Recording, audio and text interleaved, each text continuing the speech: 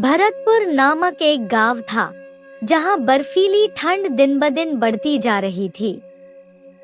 उसी गांव में एक परिवार रहता था। परिवार के मुखिया महेश थे और उनकी पत्नी गीता थी। उनकी एक बेटी थी जिसका नाम आरोही था। इसके अलावा महेश के बड़े भाई की 2 बेटियां पायल और काजल भी उनके साथ रहती थी, क्योंकि कई साल पहले उनके माता पिता का निधन हो चुका था।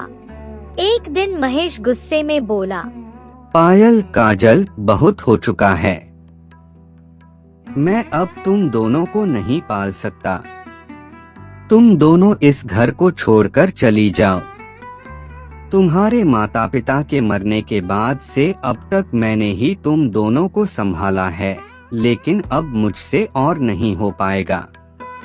उनके जाने के बाद से ही मैं तुम दोनों को पालता आ रहा हूँ, लेकिन अब मुझसे और नहीं होगा। तुम दोनों इस घर से हमेशा के लिए चली जाओ। चाचा जी, आपको अचानक क्या हो गया? आप तो हम दोनों से बहुत प्यार करते थे, फिर आज आप ऐसी बातें क्यों कह रहे हैं?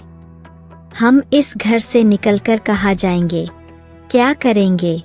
क्या खाएंगे?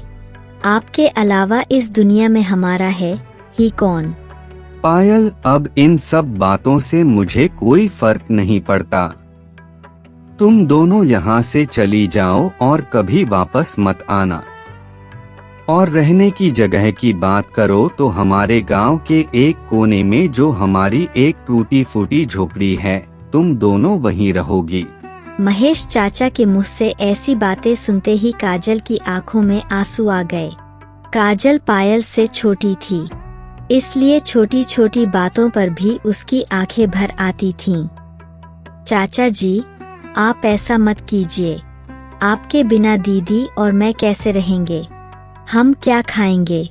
कैसे जिएंगे? एक बार तो हमारे बारे में भी सोचिए चाचा जी। अरे तुम दोनों को समझ में नहीं आ रहा क्या? कब से तुम्हारे चाचा जी कह रहे हैं कि अब इस घर में तुम दोनों के लिए कोई जगह नहीं है, और तुम हो कि नाटक किए जा रही हो। अब और समय मत गवाओ, रात होने वाली है, ठंड और भी बढ़ जाएगी।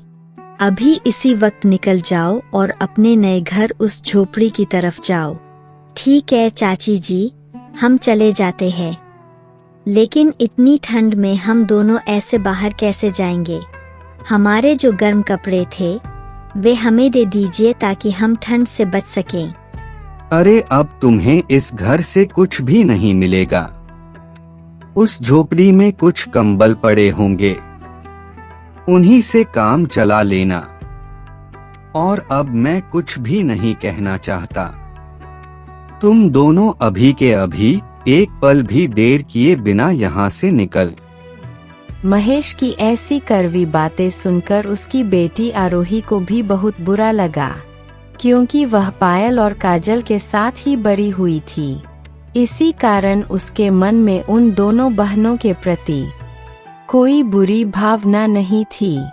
उधर अपने चाचा के मुंह से ऐसी बातें सुनकर पायल और काजल भी वहां एक पल तक नहीं रुकी। बिना कुछ कहे चुपचाप वहां से निकल आई। पायल और काजल दोनों बहनें ठंड से कांपती हुई अपने नए घर, उस टूटी फूटी झोपड़ी की ओर चल पड़ी।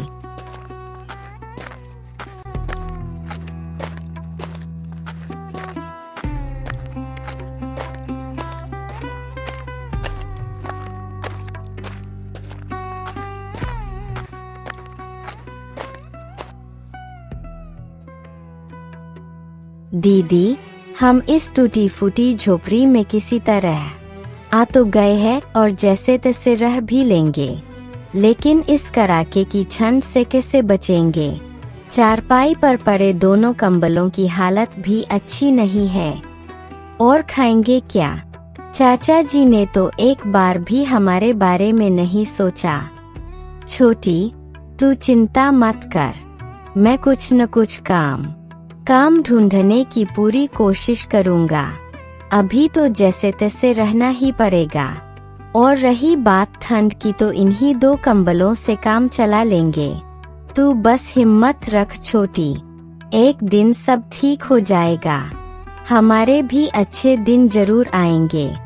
दीदी, धीरे धीरे रात होने वाली है। हमने आज दिन भर कुछ भी नहीं खाया। मुझे बहुत जोर से भूख लगी है। आपने भी तो सुबह से कुछ नहीं खाया। छोटी, मुझे भी बहुत भूख लगी है, लेकिन अब क्या करें? यही सोच रही हूँ, क्यों न ऐसा करें, तू यहीं घर में रह, बाहर बहुत ठंड है। देखती हूँ मैं बाहर से कुछ खाने का इंतजाम कर पाती हूँ या नहीं।